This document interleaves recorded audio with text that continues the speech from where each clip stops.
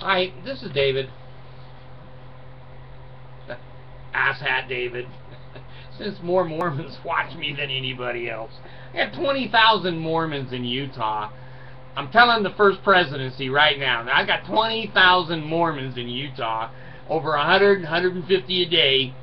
Look at the new caribou. And they're disgusted. Anyway, I have another report as usual. And I want to thank the BYU football team. Look at this. He's old.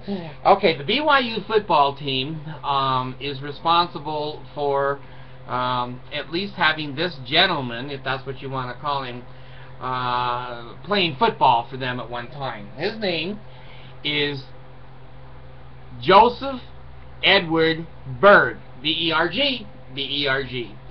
And he is an Orem, Utah plastic surgeon. Not anymore, but he was an Orem, Utah plastic surgeon. And it's a funny thing. Now, I could have read this wrong. I could have read it wrong. His specialty is gynecology. Now, I'm not sure that you can be a plastic surgeon specializing in gynecology. Now, I've heard there's a lot of girls that, over the years, and more modern, of course, will have some plastic surgery other than their breast, if you know what I mean. If that was his specialty, I think I'll turn my gynecological practice into plastic surgery, too. Anyway, he's 47 years old, or he was. He's dead now. But he was 47 years old, and he pleaded guilty in the 4th District Court to a second-degree felony of kidnapping and 2 third-degree felony counts of possession of a controlled substance and possession of a firearm by a restricted person. Now, you know, I've dealt with drug addiction in counseling, not personally me, but counseling other people in drug addiction a large part of my life. And I kind of have a soft spot in my heart for addicted people. It's a tough road. It's a tough road. But anyway, let me just give you the information. He said, "I'm so sorry I lost my way. I'm responsible for what happened." The woman he attacked, they still live together. He has to report to the county jail, which he did, and he ended up going to jail for a few days. For a few weeks, and then he got an early release for good behavior. Well, the long of the story and the short of the principle is he went back home, and he went to jail, first of all, because his girlfriend called 911. And I guess he was holding her mouth or something, and she's screaming, "Ouch, don't do that to me." And when you do that to a 911 operator, they panic. They overreact, and they sent the police out there. Well, the police went out. This is in Utah County, Brigham Young University, and the hub of the Mormon Church. There's more Mormons in Orem, Utah County, and Provo than are in heaven. Well, you got to have more than one, I guess. Anyway, the police broke into his house. They couldn't find the girlfriend, and he, I guess, just stood there with his arms folded, praying that they wouldn't find her. Well, they did find her in a closet, and she was locked in the closet with her hands and her feet tied up. Now, this isn't domestic abuse. In the Mormon Church, this could be sexual fantasy. I don't know. I wasn't there. Anyway, the police thought it may have been a little inappropriate. So when they untied her and got her out of the closet, she begged them not to charge this doctor with anything. She liked being tied up in closets. That was her thing. A little S&M? I don't know. I wasn't there. But anyway, he goes to jail for that, and he comes out pretty quick, 2 or 3 weeks, whatever it was.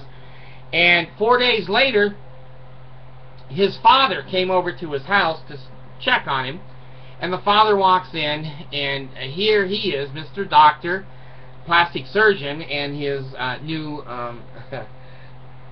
fiancée laying in bed, and the father said, "Stone cold dead."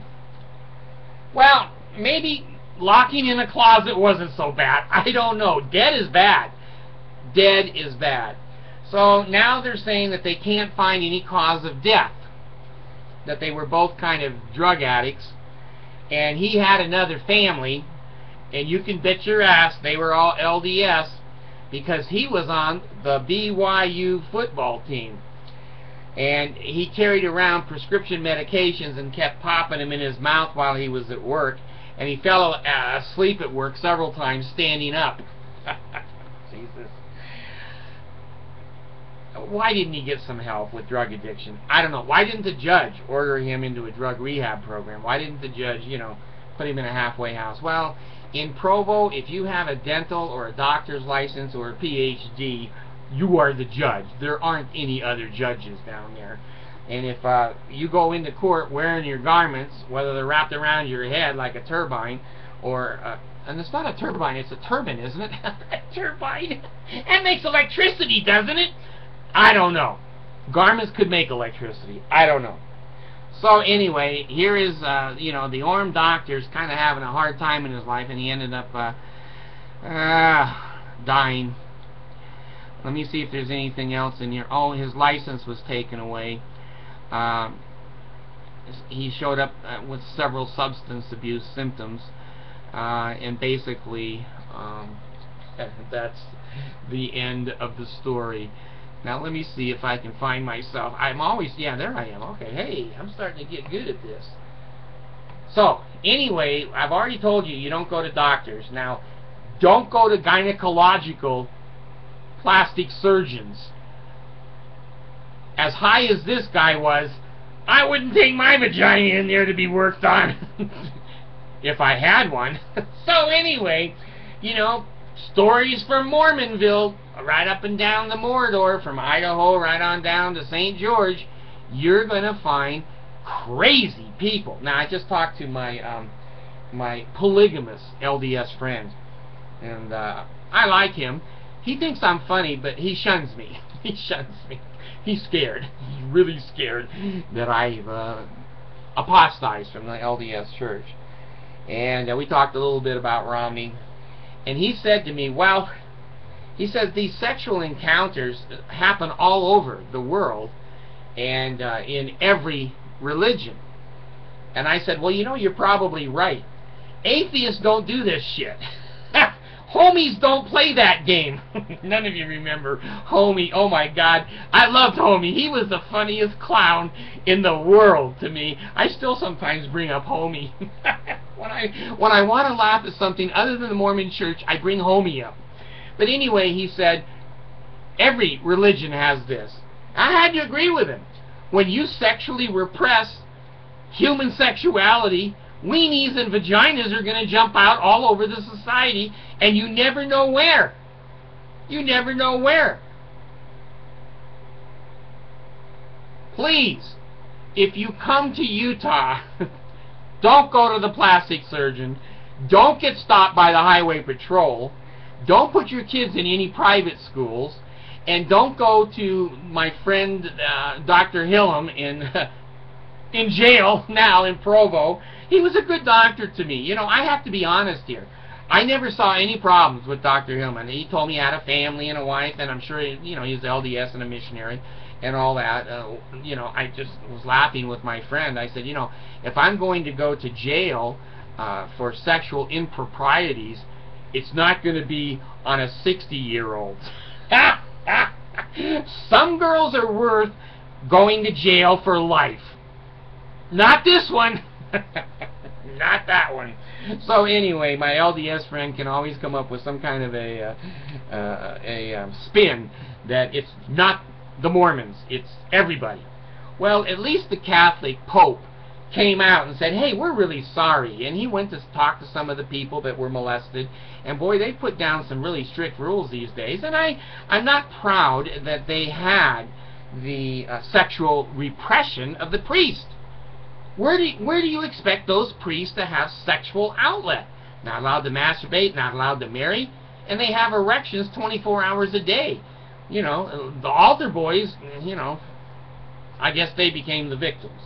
So anyway, at least the Catholic Church has confronted the difficulties with celibacy and sexual repression. Hopefully it'll get better if you're a Catholic. And a Mormon, you have never heard a prophet admit any guilt of the church, never put down any kind of a policy or procedure that was not authorized by Jesus, and certainly has never apologized for sexual indiscretions. The Mormon Church was much better at sweeping sexual abuse of children under the carpet than the Catholics were. The Mormons had a long history to practice from with Joseph Smith, two 14-year-olds, Nancy Winchester and Helen Mar Kimball, and then the two 16-year-old sisters out of Canada, and then a couple of other 16-year-olds, and then 30 other men's wives. The Mormons have had a long history of covering up sexual indiscretions, and Bennett, Dr. Bennett, hung around with Joseph Smith with an abortion spoon up his sleeve when all the Mormons say, well, if Joseph was having sex, where are the kids? Let me tell you, they're in the Missouri River. Anyway, don't go to plastic surgeons in Utah. Even if you want your vagina fixed, take an ugly vagina. It ain't worth dying for and being tied in a closet. Sorry.